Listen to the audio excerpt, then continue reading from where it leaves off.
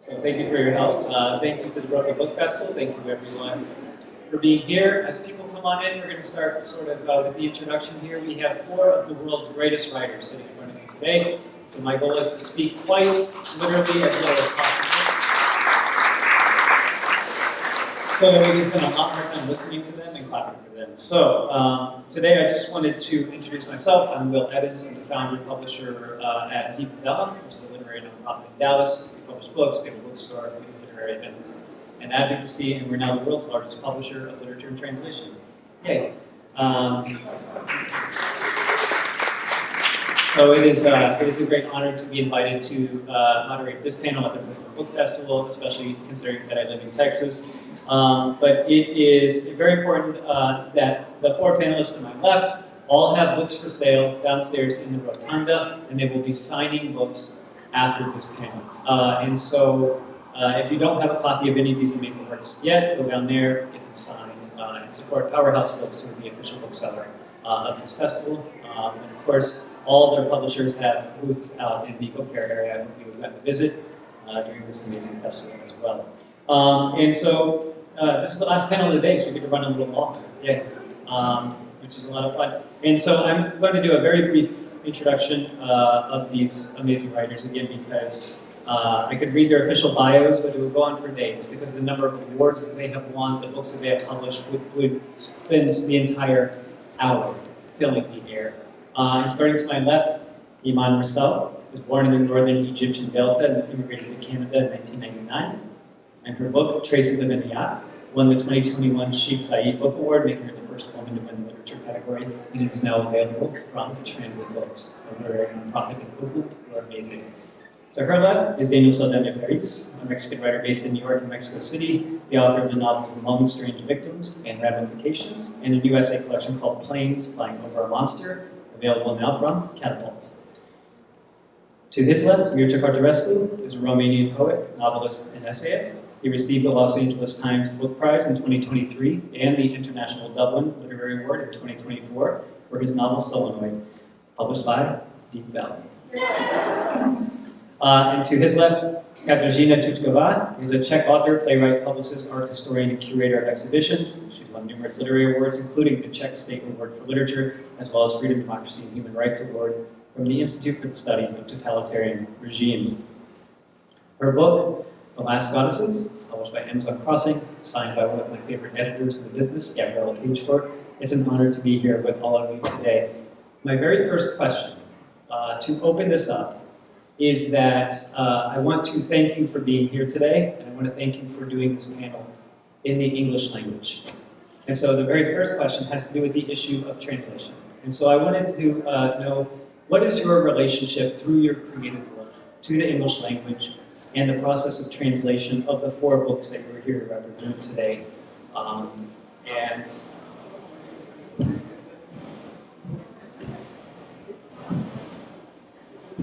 And we'll go from there.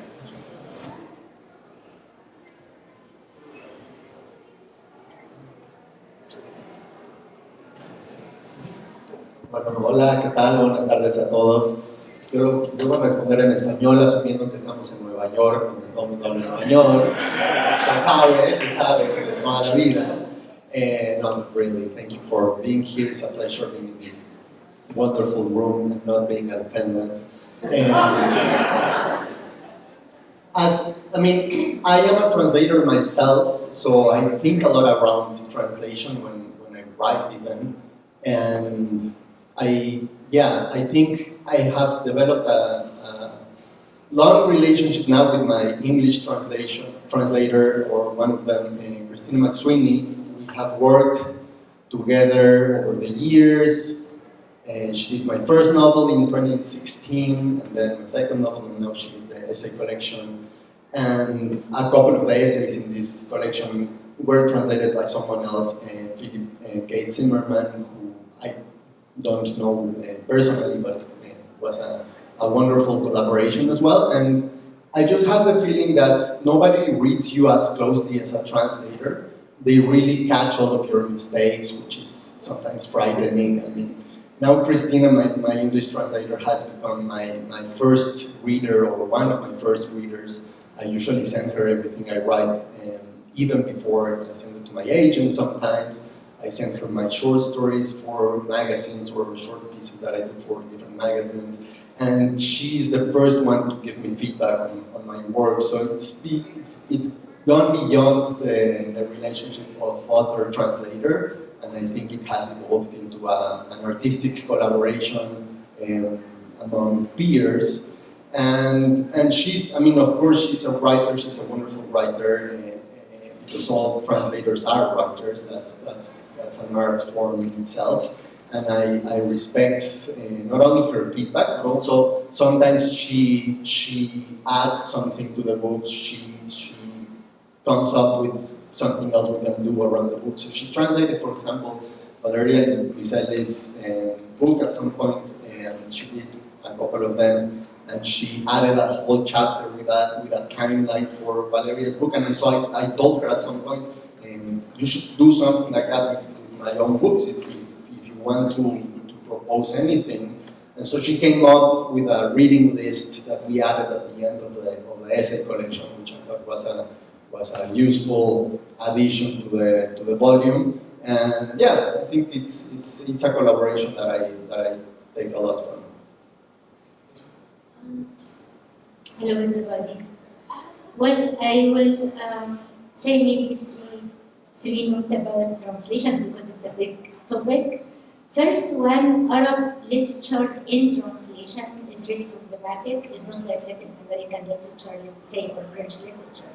It has been treated in 20th century usually as social movement more than literature. So I want to know about civil wars, or what I know about Islamic fundamentalism, and it goes on and on.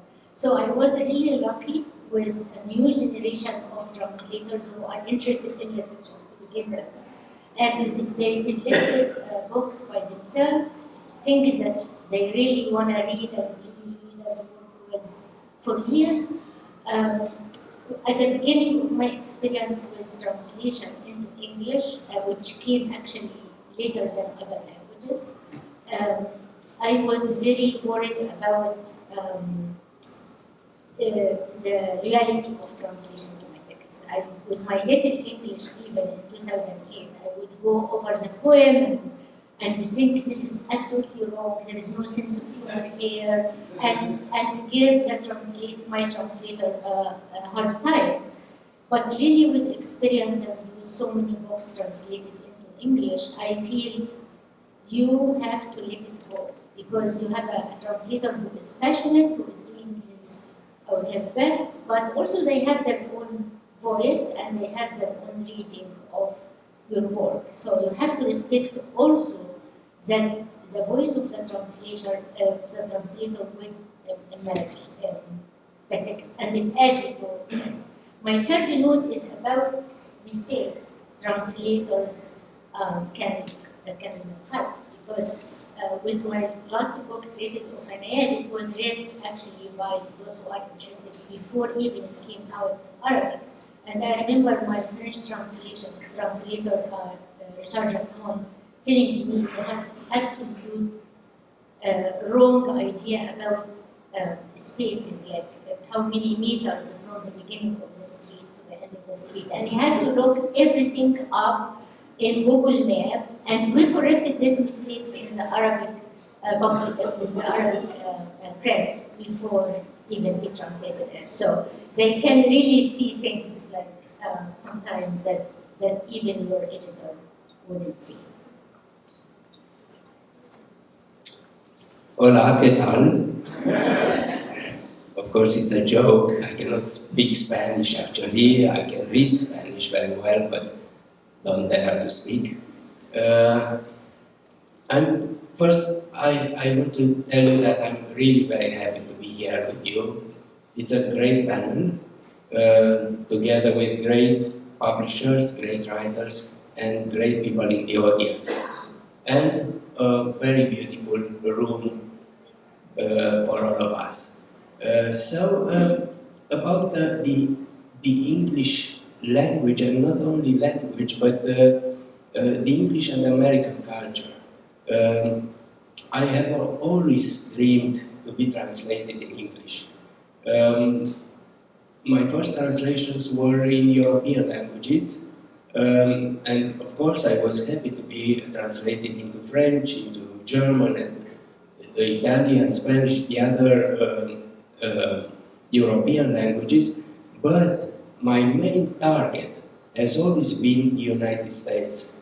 This is because from when I was only an adolescent,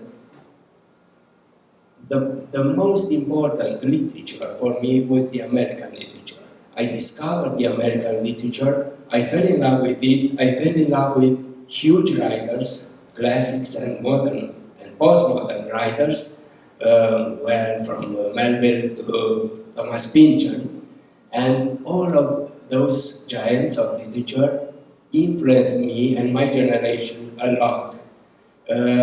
So I have always wanted to be a small part of this huge book market and of this extraordinary culture. It was only in the last 10 or 15 years that my books started to be translated, at first with little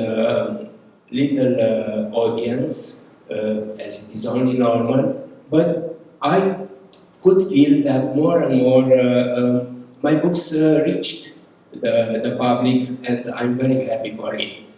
About the relationship with my translator, with Sean Cotter, who shared with me the Dublin Prize actually this summer. It's a very good relationship just because I don't interfere with him too much. I'm not a control freak at all.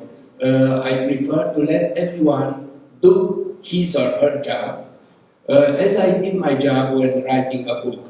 So I absolutely trust my translator, and I think this is the most important thing, to trust the person that does this tremendously hard work of not only putting an English language instead of a Romanian language, an English word instead of a Romanian word, but translating whole cultures, whole mentalities, whole psychologies, whole universes from a language to another language. It's absolutely terrible to do something like that, and I think the poor translators don't sleep well.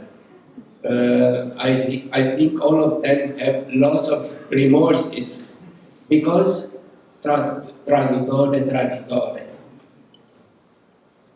The best of them are not traitors at all. They are your friends. They are your buddies, and this is why working with a translator, with a good translator, is one of the most wonderful things that can happen to a writer. Dobrý den, tak já bych vás také ráda postavila v mém jazyce. Hello, this was Czech language.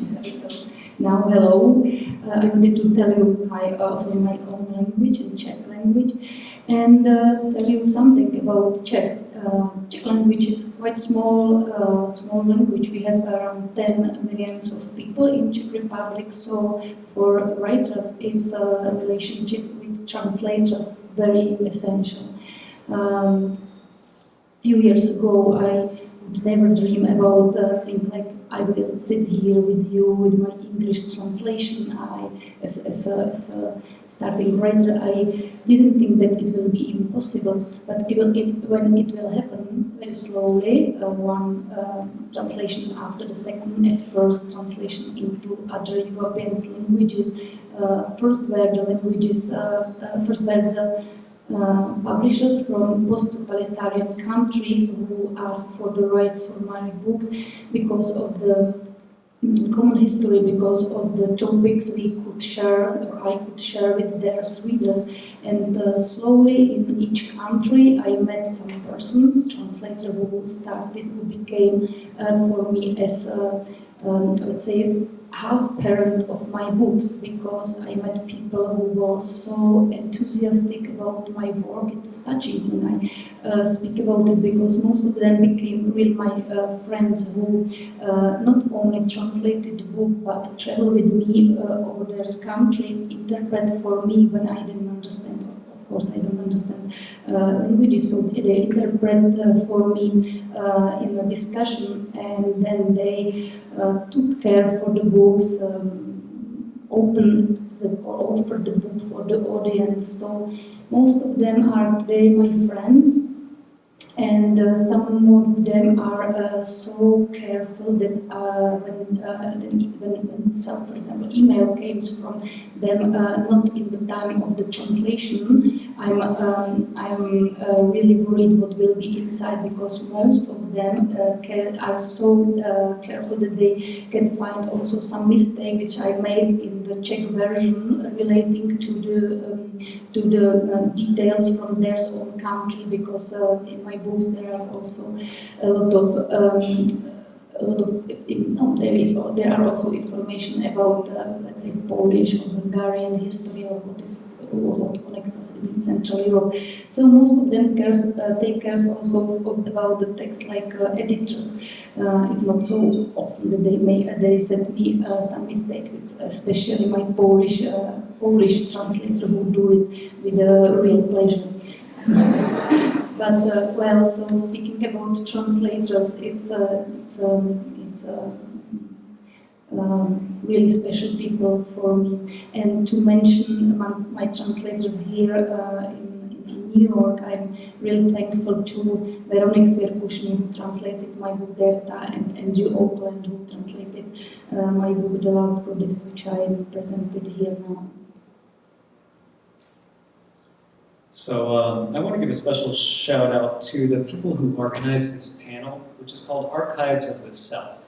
And they had a question in the program you may have seen. They sent it to us at least, and it was sort of the framing question here. And I wanted to read it out loud for those of you who may not remember it, because all the questions that we're sort of asking address this central question of this panel. And for someone to read the 4 books that these very different authors from very different styles and traditions have been working with. But the central question there is in what ways does reckoning with our personal and political histories and archives allow us to reckon with ourselves? This idea of personal and political histories, right? Histories and archives. Very fascinating question, especially because it can go between genres, and it's thinking about the multi-generic nature of literature as a whole. And so, in the construction of your amazing works, I wondered if you could speak to the choice of narration in your constructed story, when you're using archives, when you're exploring personal history, a larger story, about the relationship between third-person narration and first-person narration, and very briefly, or you can choose this instead, your relationship between fiction and nonfiction. This is the core question. I wrote it, right? This is a joy. So you have 2 minutes each. Kateřina, will you start first? What from these all things can I choose, please? Really? You like you've got the power. I'm just offering suggestions. So archives. Yes. This is my big love. I studied history of art, but also thanks to the history of the art, I had a chance to start with archives. But maybe I started also from another reason, because I started to visit archives from some personal reason. In my family, no one told much about the past. I was born in the year 1980, which was 9 years before the fall of communist regime in my country. I was 9. I was a child, so even as a child I could remember how was the life in totality. But I didn't understand a lot of things. I didn't understand. So I asked, and in my family no one wanted to speak much. It was too painful, memories were too painful, too sensitive. The shadow of the past was still present, so I had to make my own way how to get known what happened in my family. To explain, I'm from the countryside of Czech Republic. My family had a small farm, and in the 50s, when communist regime was started to rule in Czechoslovakia, previous Czechoslovakia, there they confiscated the property of farmers. So my family lost everything, which was terrible for my grandparents, but maybe even worse for my father. And he lost his sense of life. He became an alcoholic, a violent man, and finally he committed suicide, which was the shade which after lay over our family, and that's why nobody wanted to speak about it. But I need to understand all the context, why it happened. So I went to the archives for the first time to find how my family was bullied, what happened exactly, and I found answers, which was something big for me. Then this model, this pattern, are then used also for seeking about the topics which I found out like very interesting. Goddesses is the case, but even the fate of my father was some initial moment for my career, and thanks to him I started this journey through archive. Still, his case, even very tragic, wasn't the one who led me afterwards to find or to seek or to be interested more about some fates. It was my mother's fate, because she was the one who suffered his violence, she was the one who suffered his alcoholism, and she was the one who had to take care for 2 small kids after his death, to move to another city and to be brave enough to continue her life. So that's why she was the bigger inspiration in all this terrible mess than my father, because her braveness led me to think more around all the topics which I worked through, like our Goddesses, and her invisibility in all this case, because no one cares for her much, and from the side of a great history, she would be very invisible. No one would care that she was also the part of this confiscation story.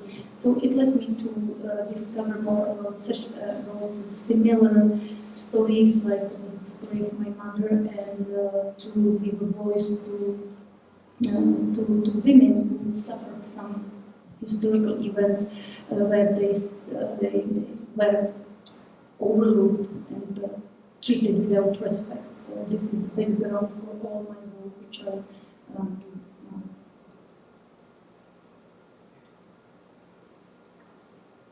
Well, I don't like the word archive very much. I never had anything to do with the real archives. And my books do not function on this principle. They are more like how the brain is dealing with everything that gets inside it. The brain doesn't have a place where it stores memories or a sort of an archive of its own where it stores data and so on. Actually, each and every bit of information is everywhere, is spread everywhere in the brain. And the brain reconstructs images, memories, smells, colors, and so on, each time it needs it. It needs them. by gathering this holographic data from everywhere.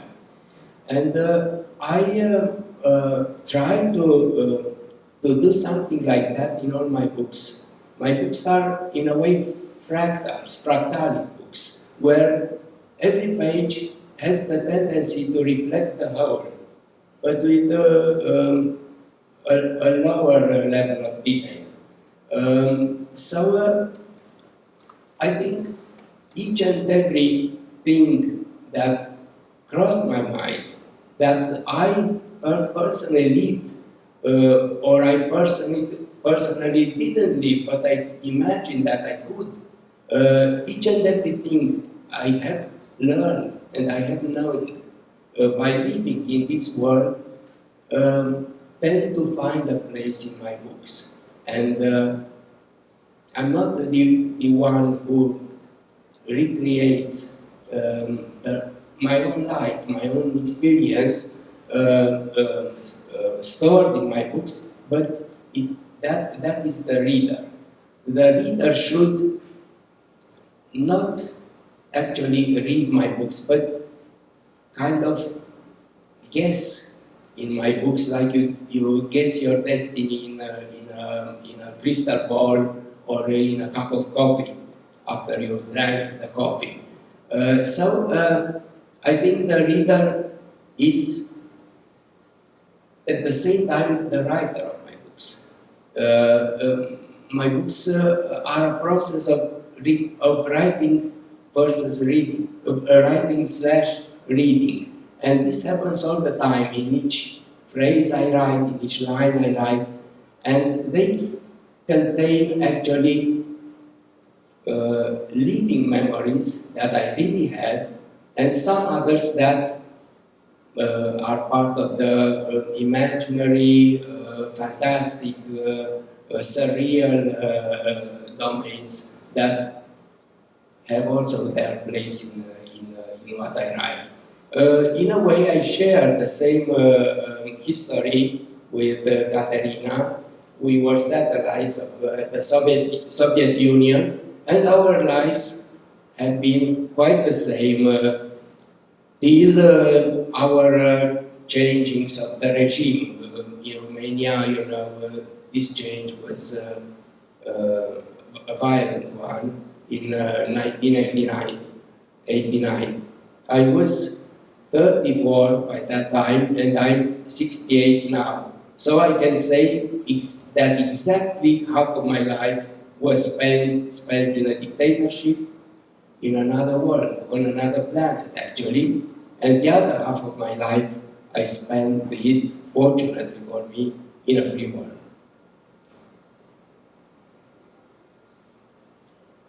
It's a very complicated question, so I'm not going to address it directly. But no, or maybe there's this Spaniard philosopher José Ortega y Gasset who has a sentence I love, which is "Yo soy yo y mis circunstancias." I am myself and my circumstances, and I think that pretty much says a lot about the way I write autobiography or autobiographical texts. I try to write from my own experience and from memory, which is fiction already. And then I research my circumstances to shed a light on my own life. So I do spend some time in the archives. For example, last year and the last couple of years, I was at the New York Public Library researching Latin American political movements of the 70s, which was a way of thinking and writing about my father, who was dying and eventually passed earlier this year. But by reading about the circumstances, he was very politically active in the 70s and early 80s, and it was a moment of turmoil all around the world, but also in Mexico City with a lot of repression on the leftist organizations. And by reading around those subjects, I was also, in a way, shedding a light on my father's life, and therefore on my own life and my origin. So I think it's impossible for me to distinguish the two sides of autobiographical writing. I don't practice a very like self-centered autofiction, or I don't intend to. I hope I don't.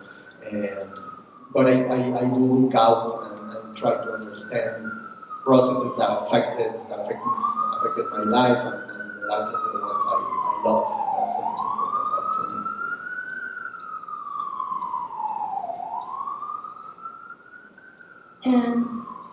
I mean, I'll answer your question talking about Traces of Enayat, my book, because I owe everything I learned about archive to this book actually. So the whole thing started with a story I wanna know, not even to tell. I came across a novel written by an Egyptian female writer, and the novel was published in 1967. And I loved the novel. It had great impact on me. Of course, this was 1993, so I was a young woman then trying to find her own voice as a poet. And then I started to search for this writer, female writer, and asked the question why she is not excluded from the canon of Arabic literature. And then over years, you will hear contradictory stories about her. Like, she has a German mother, she had a German education, she was a bourgeoisie. And then I learned that she committed suicide, and actually before her only novel was published. So anyway, I was haunted by this woman. When you are haunted by someone who you don't know, you will go to the archives thinking there is a treasure waiting for you there, right? And of course, to make the story short, it's so difficult to access a national archive to begin with in Egypt, at least. That you are usually under suspicious. Why do you want this book or this newspaper or whatever? I mean, it's not just in our side of the world. Here is a bigger problem of exploiting the archive of Iraq or this country or this war or that. But I'm saying just I faced this problem in Egypt. And then, so all I ended up with were fragments about this life, the mental health, the divorce law during her time, the treatment of mental health during, and it goes on and on. Then I started to interview people who were here, like sister and friends and so on. And then you will discover that the bourgeoisie family destroyed the personal archive to protect the family, reputation because of the divorce, the stigma of suicide, because the stigma even of a female woman who was writing. So anyway, here you will, all of my questions about archive. One of them is really we go to the archive, we have to have a question. Even if this question is ambiguous or it will shift or change, no problem.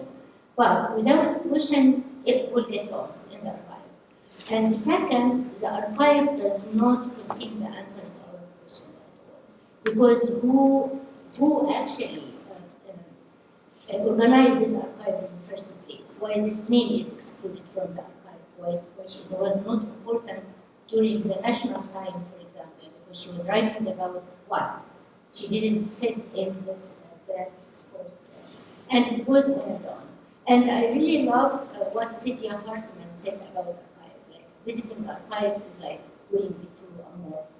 So you see corpus around you. And it's not fun at all. And the answers are not there. But we cannot read the past, I think, without exploring history written by others, even if it's fake account, it can tell us something. Or archive and what does it exclude. Yeah.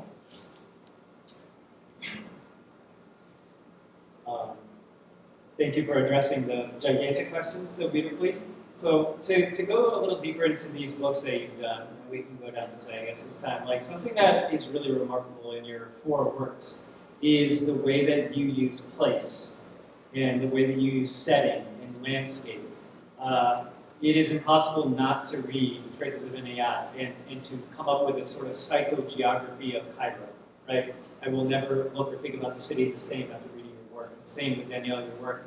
Whether it's Mexico City or Montreal, it's evocative, it's something really beautiful. And even the title of your both planes flying over monsters, what I will think of every time I fly into Mexico City or Dallas Fort Worth Airport for the rest of my life. And same with Mircea, whose Bucharest is a real and imagined place at once. And I have heard rumors that there are walking tours of Bucharest that go to Cărtărescu's Bucharest. And so the real city is impacted by the fictional settings, and same with Kateřina, whose Tučková setting, and in this sort of the borderlands between Czechia and Slovakia is just so evocative. And so I wonder if you could speak to this relationship to place in your work, and to place, to setting, and also displacement, and what it means to you as a writer and to your characters. So let me connect geography and city to archive. In the absence of archive, what can we go to search for some understanding of our questions? Cairo as a city was a treasure, actually, because it felt like this woman I'm trying to know lived 30 years, died 30 years before I read the novel, but she walked through the city streets, and I wanted to know her relation with the city. Also, when I was working on the book, I was living in Edmonton, Canada, among old people. So it's completely different than Cairo, cold and isolated and so on. So I would go to Cairo and have this feeling as if I want to meet Enayat in Cairo, like searching for where she lived, her tomb, and the German Institute of Antiquities where she used to work on the archive of a Jewish German Egyptologist who was. She was fascinated with her, wanted to read about. So I felt connected to stories and geography of Cairo was looking. And this was really a way to clean the city. I felt that Cairo is dusty. And there are layers everywhere. And if I move any stone, I will find a story, but I can't move every stone. So it was my way really to widen the concept of archive. But also, I learned something from the book that I didn't expect at all. The book ends with me in front of the tomb of Enayat after a long journey to locate it. Saying to her, tombs or graves don't move. So you are here now, and anyone can walk to you and come and visit you. And I was wrong, because this whole quarter where her tomb was destroyed by the regime, in order to make a highway around the city or whatever. So even tombs in cities are not safe, and they could be subject of erasing and disappearing. My mother's family were from Spain, and they fled the Franco dictatorship in the 50s, really, and they moved to Switzerland, and that's where my mom was born. My mom was born in Geneva, and now she lives in Tijuana.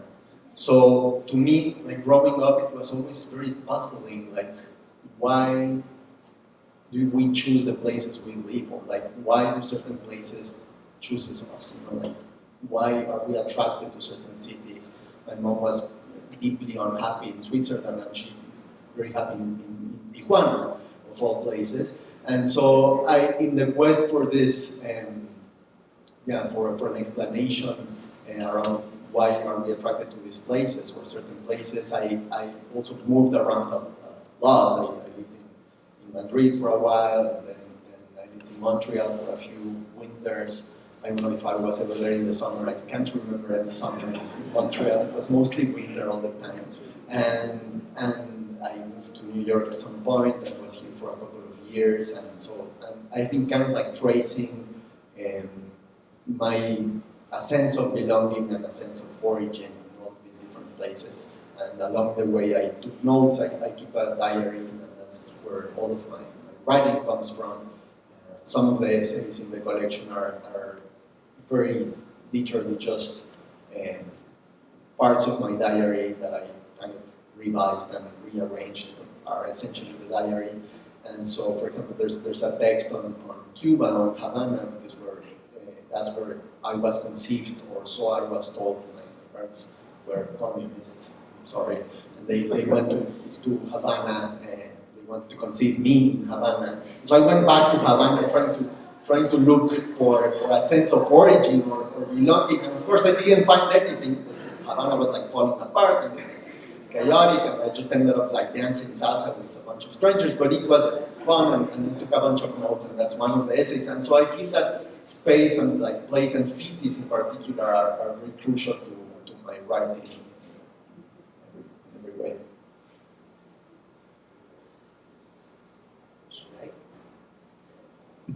Okay, Italo Calvino has a book called Imaginary Cities, a wonderful one, a sort of a fairy tale, architectural fairy tale, where he describes over 100 cities that actually only exist in his work, one page each. And I think he's right, and all the real cities are actually imaginary cities. If you travel, for example, to St. Petersburg or Alexandria, or here in New York, you find things that, well, some of them are local and some of them are just popular culture. You can find the same, I don't know, McDonald's like everywhere and so on. But in my opinion, the real St. Petersburg is not the city in Russia that we all know, but the St. Petersburg in Dostoevsky's work. I think that one, that dream city, is much more authentic and much more a state of mind than the real one. I have always been jealous on the writers that owned their own cities, that appropriated a city or a place which became their own property, Yagna Pataufa, for example, or Lawrence Durrell's Alexandria, or Borges' Buenos Aires. You cannot think of Buenos Aires but seeing it through the eyes of Borges. And from I was a very young man and began to write first poems and fiction, I had this idea that I should have my own property, my own city that had my own face, my own life. And of course, being born in Bucharest and having lived for many decades there, it was easier for me to write about this city, changing it from its foundations. So the Bucharest, which lives in many of my works, has a small resemblance to the real city. It's my own city. It's a city created for my needs, for my literary needs. It's populated with my characters. It consists not only not in the normal I don't know, streets and areas and neighborhoods and so on, but I populated it with buildings that do not exist, with streets that do not exist, with a subterranean world which also is invented by me. So I enjoy this invented Bucharest. It's a sort of an alter ego. It's like me. It's my image in a mirror. in a deformed mirror. And I really love to create this city in my own image. So I think that people who never traveled to Bucharest at least could read my books where Bucharest is in flower. And I started to have biggest ambitions of late.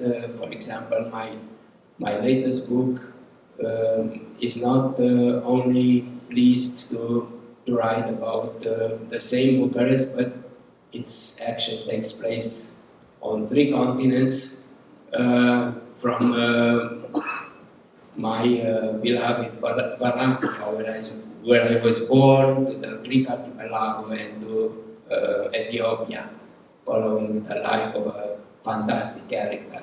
And also it unfolds 3,000 years from the time of King Solomon and the Queen of Sheba to 2041, when I warn you, the world will have an end. I hope I won't be a prophet for it. Well, for all of my books, for all the stories which I wrote, was the landscape and the place where it is, where the stories are set in, absolutely essential, very important.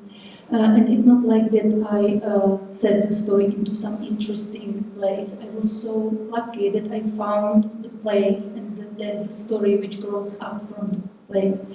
Like in the case of the book, The Last Goddess, it is set into the White Carpathian Mountains, as you told, to the village Žitkova, and I really very appreciate your pronunciation. It's really not easy to say Žitkova, but it's not village in a hilly mountains. It's a village which consists from isolated cottages which are hidden in woods, and that's only why the phenomenon like our goddesses, like were goddesses, because they don't live anymore, but like were goddesses could have developed because of the isolation, because of the close contact with the nature. They were wise women who were famous all over the Central Europe thanks to his ability to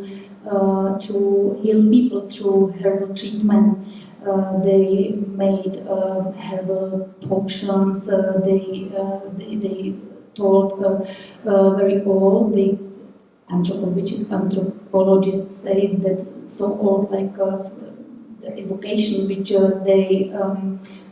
so they cure people, heal people together with evocations and herbal treatment, and the invocation or the language comes from the old Slavonic times. So such a old tradition of healing it was. So, and it could develop only in this place, and how unique is a life in the mountains. It's clear that it shaped the whole story. So I was really happy to travel there and find out more about this region, because its traditions, its folklore, it's this phenomenon of goddesses which I found out there. It's really something which was only in this region, in these mountains, and it was wonderful to spend time. It was years in so close touch with this fantastic history. Thank you all so much. It's the idea of place evolving in all of your works is so interesting, through time, through political movements, and this idea of literature as something that's happening in our minds, right? As we read, this idea of the reader as a character, or as Mircea said, sort of the narrator writing the story, is so vital. And so we're running up on time. We're going to ask one last question so we can really hear from each of you. But I also want to say that for those of you who live in New York City, please don't take for granted the gift that you have, that every day you get to see writers like this in your city. And so Iman is in New York on a fellowship at the Pullman Center at the New York Public Library, one of the most extraordinary things, and doing public events around with this new book out. And Danielle's in town with an event at the New York Public Library in 2 weeks, right, or later this week. Mircea has an event at the Romanian Cultural Institute on, I'm going to say Friday, if I'm not mistaken. And Kateřina has a luncheon tomorrow, for example, that is hosted by the Czech Center in New York and the Ministry of Culture in the Czech Republic. And like these things happen in your city. You have a rare gift to engage with these writers in real time. And don't take it for granted, because let me tell you, friends, it doesn't happen in Dallas, Texas. Right? You know, we're trying to do something about that, but we're starting from scratch, right? And so in 2 weeks, Mircea will be coming for the Hay Festival in Dallas. We encourage you all to come visit. It's an extraordinary thing, but literature is about not just these 4 people, but all y'all, right? This is something so important, is this idea that the readership of a work is something that transcends time.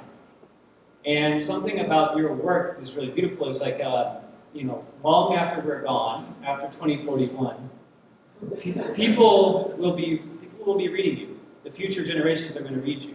In 100 years, future generations of Arab literature, like Arab language students, English students are going to be reading your work in Iman. Same Mircea and Kateřina and Danielle. It's an extraordinary thing to think of what that means. And so, if you could describe one important thing from your work, or what you want to impart on the world for the future generations from the archive of yourself, what do you want the future generations to archive this message that you might have? Who wants to go first? Okay. I mean, I assume I will be dead, so I don't care first. I think really it's always going to archive. It's the question of the person who is visiting the archive or searching it, not I mean, what is important from my point of view does not have any meaning, because the person who has a question and recognizes really what's important, I guess. Well, as I said, I'm a huge fan of diaries. I read a lot of diaries, journals, and I keep my own journal. I've kept it since I was 11 or so, and I have all of my notebooks. So I'm leaving too much for the archive of the future. I'm very aware of that. But maybe when I read diaries, I enjoy the moments of stillness and just everyday life that maybe the author was not even thinking of, was not something they were like putting much emphasis on. So like there's this moment in Virginia Woolf's diaries where she's polishing the spoons and the silverware, and she spends like 3 pages polishing the silverware, and she's beautiful. It's just like descriptions of little things like that. And yeah, I just want to believe that maybe sometime somebody will read like the most boring pages of my diary like that, and just say like, why did he describe in so much detail this afternoon in Mexico City? But that kind of sense of surprise at how we see the day-to-day life, it's important to me. I don't think too much about the future of my books. I think they will take care of their own future. There was a time when all the writers dreamed about what they called posterity. So the idea was that if I'm not understood by my contemporaries, over 100 years or 200 years, the people will be so smart that finally they will be able to understand my fantastic, my great books. Well, now nobody believes in posterity anymore. The people learned to be satisfied simply with writing the books, and after that, letting them be, letting them have their own fate, as the ancient people said, happened sua fata viperi. And I remember now that Franz Kafka said that the life of a book starts only after the death of its writer. So only after its writer has the opportunity to take care of it. A book becomes independent like a child.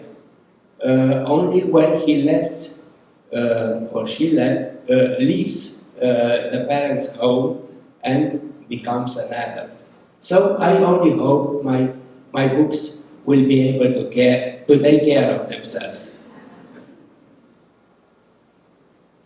Well, what I probably want for readers to take away from my books is that they must not be indifferent.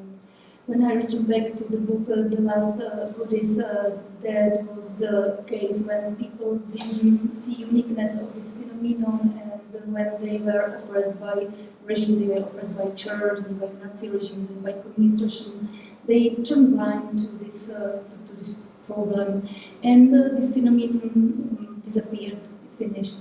There is no Buddhists living now today. So maybe this one is the message: not to be indifferent, not to be blind, and to take care of the things which happen around.